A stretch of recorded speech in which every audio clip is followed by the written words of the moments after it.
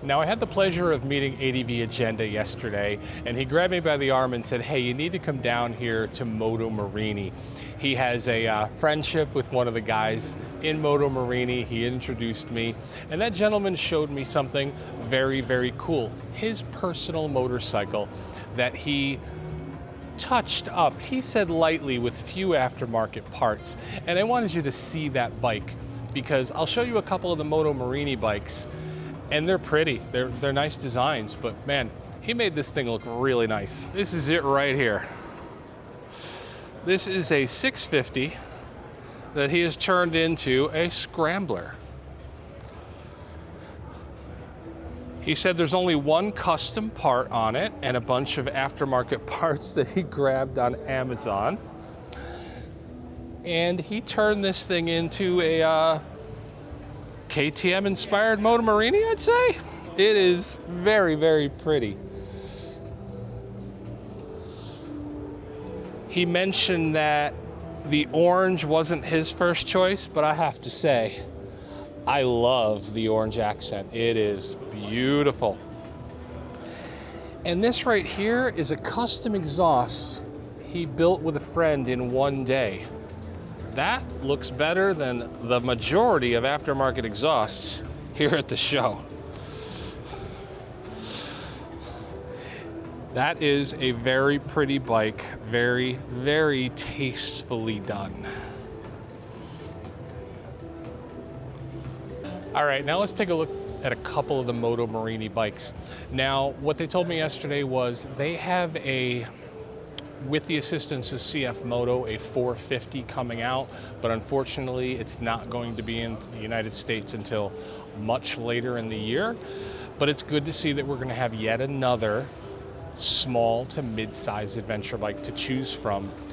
Unfortunately, I told him I need to ask one relevant question, the single most important question, and then ADV Agenda broke in and said, nah, it's going to have a cable clutch, no cruise control.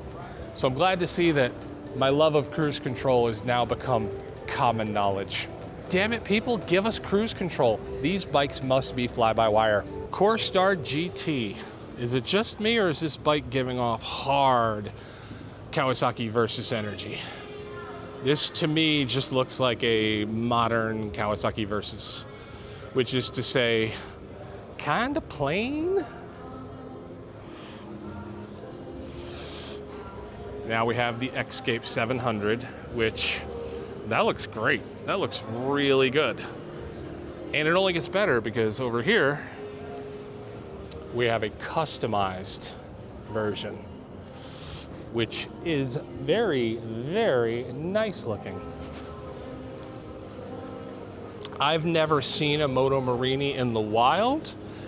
I've seen a couple of YouTubers doing reviews of them, and I gotta say, it does look like a very, very stylish bike. Much more so than the Versys we looked at earlier. Now this is something I haven't seen any of the YouTubers on, a bagger.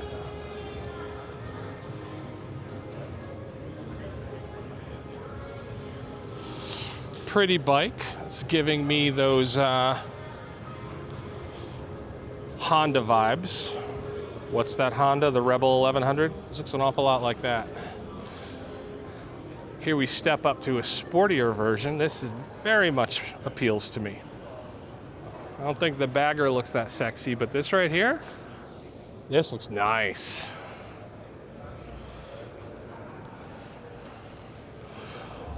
Looks like someone took a close look at a Sportster and said, we can make it much, much cooler looking, and they certainly succeeded. And now we come to the section that should not have surprised me, but absolutely did.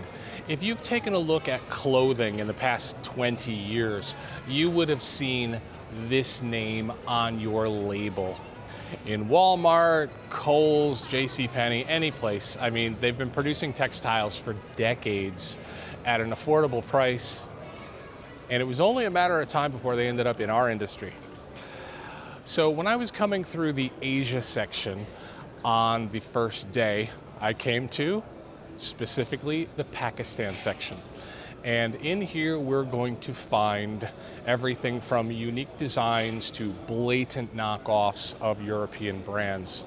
Because that's what happens when you come in and disrupt a market. You give people what they want for less. And we'll just look at a couple of the stores here so you can see some of the things that are coming to dealers, and you probably won't even know unless you look at the label inside.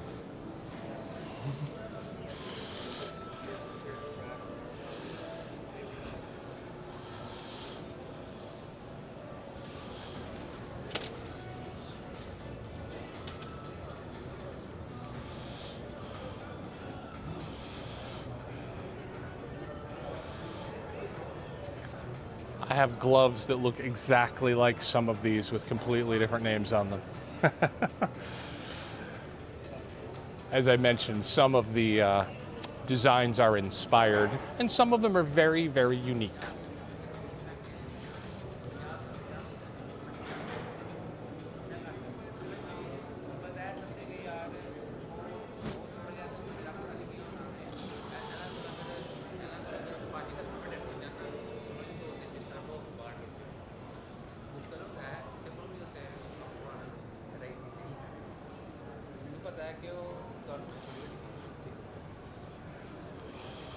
Attention exhibitors, it's your last day to renew for the 2026 show with incentives. Stop by the AIMEXPO sales office before you go. Your last day to re-up. All right, I'm going to stop making you look at all of these things. I've found this to be quite interesting, and I hope some of it was interesting to you as, well, adventure riders. I tried to show off some of the bikes that I found interesting and some of the bikes I found unusual and quirky, and then some things like the little lawnmower death machines as well.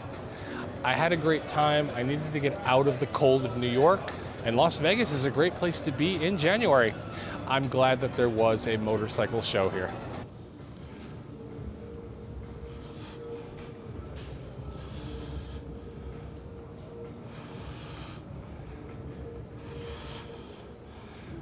The days of North American parts, well, they have come to an end.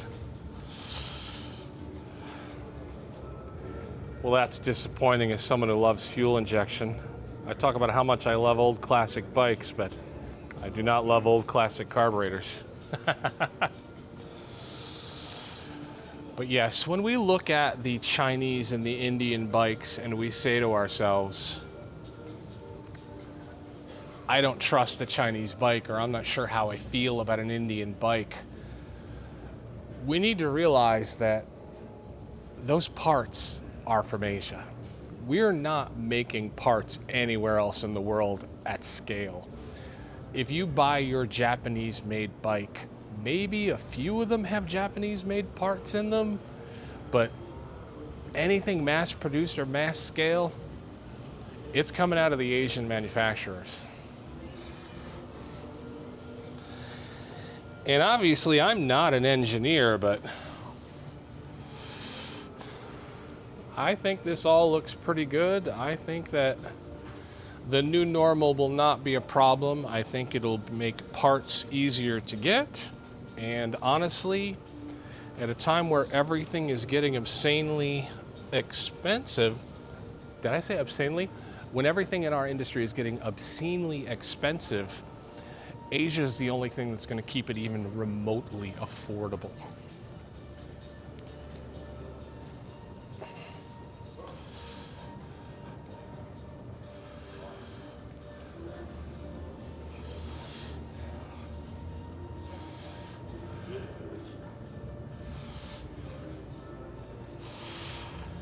I have a set of Chinese-made spoked wheels on my 390 Adventure. They do not look all that dissimilar from this right here.